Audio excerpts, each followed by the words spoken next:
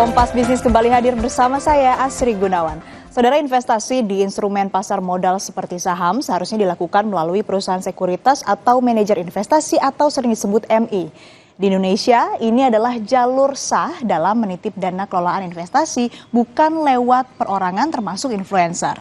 Nah, sekarang ada kasus baru yang bikin heboh di kalangan investor retail.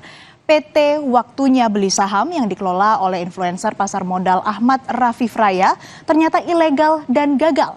Rafif juga sudah mengaku melakukan kesalahan dalam pengelolaan investasi yang berujung pada kerugian besar. Kita akan ke data selanjutnya untuk mengetahui kronologi kasus Waktunya Beli Saham. Ahmad Rafif Raya, dia mendirikan perusahaan bernama PT Waktunya Beli Saham. Di perusahaan ini, ia merupakan pengurus dan juga pemegang sahamnya. Tetapi perusahaannya tidak memiliki izin di OJK sebagai perusahaan investasi. Dari informasi yang kami himpun, saudara, Rafif mengelola investasi 34 klien asal Makassar, Sulawesi Selatan, yang pasti Konvers OJK kemarin ini memaparkan sejak tahun 2022 sampai 2024, Rafif mengaku mengumpulkan dana klien sampai dengan 96 miliar rupiah. Ini pun OJK masih terus melakukan verifikasi terkait dengan kebenarannya. Rafif juga secara personal memang mengakui memiliki izin sebagai wakil manajer investasi atau WMI dan wakil perantara pedagang efek atau WPPE.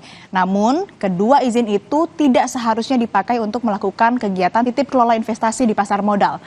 Semoga duduk masalah yang kami jelaskan tadi clear ya. Jadi pengelolaan kolektif di saham ini tidak boleh dilakukan secara perseorangan, tetapi harus melalui suatu badan hukum perusahaan berizin OJK.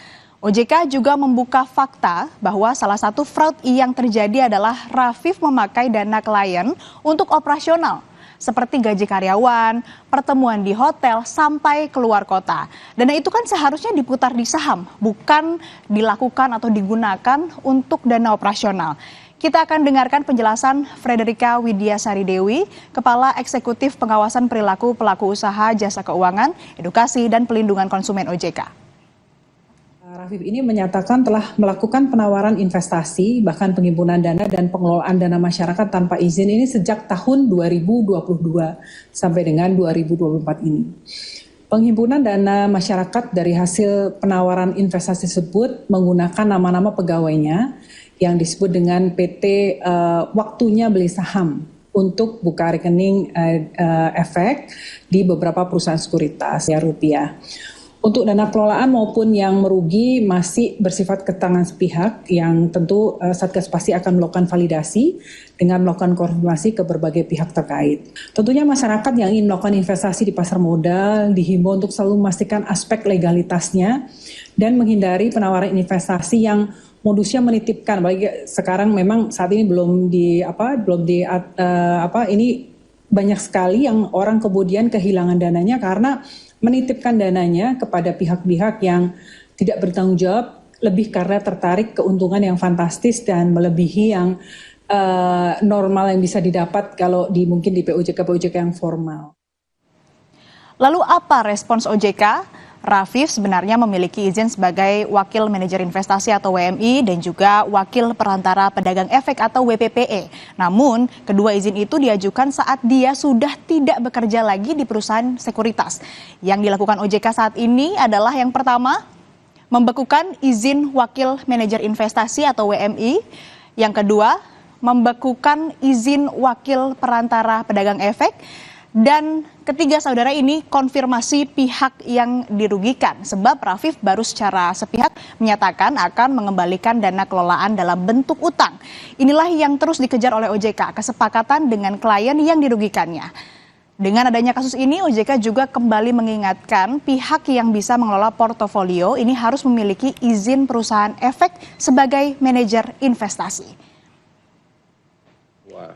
Pihak yang dapat melakukan pengelolaan portfolio efek, portfolio investasi kolektif dan atau portfolio investasi lainnya untuk kepentingan sekelompok nasabah atau nasabah individual,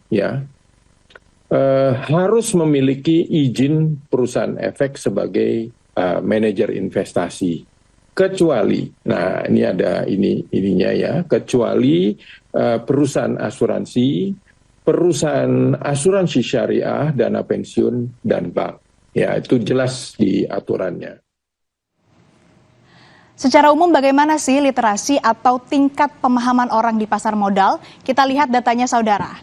Ini data literasi masyarakat terhadap pasar modal. Ternyata tingkat pemahaman masyarakat ini cenderung stagnan karena tidak bisa lepas dari level 4% dari tahun 2016 sampai dengan tahun 2022. Lalu bagaimana dengan inklusi atau kedalaman dana yang masuk ke pasar modal? Ternyata berbanding terbalik. Ini datanya. Ternyata datanya terus naik dari level 1%-an di akhir 2022. Ini sudah di atas 5%. Sederhananya, Anda punya uang 10.000, literasi pengelolaannya 5.000, tapi maksa investasi di level 8.000. Inilah yang dikhawatirkan karena sering terjadi kecelakaan investasi. Belum paham penuh resiko investasi, tetapi pengennya investasi besar supaya cepat mendapatkan untung yang besar juga. Nah, Kompas Bisnis Saudara sesaat lagi akan bertanya ke Guru Besar Keuangan dan Pasar Modal Universitas Indonesia, Budi Frensidi, soal bagaimana cara membedakan investasi legal dan ilegal di pasar saham. Tetap bersama kami.